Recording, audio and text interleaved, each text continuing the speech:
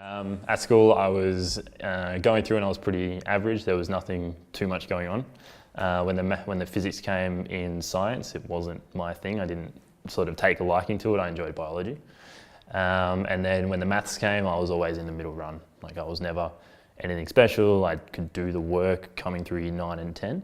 And then my principal somehow convinced me to do advanced maths in year 11 and 12, and I started not going well, started failing, started not enjoying it. I would sit at the back of the class and start to go, I don't want to be here. Got through my exams and the teacher came to me and said, I think you should drop. You won't get a good mark if you finish the HSC in this class.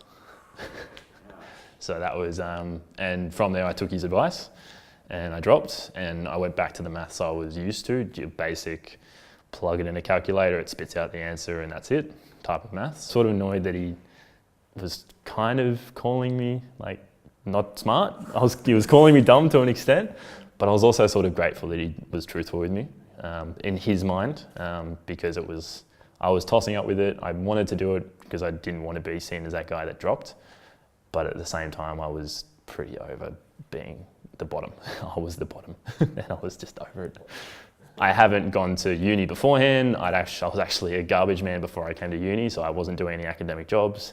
I was actually a mushroom farmer when I was, not magic mushrooms. I was a mushroom farmer when I started uni, so again, not doing any maths or anything like that. So I wasn't gifted in any jobs or anything. I wasn't an athlete anymore.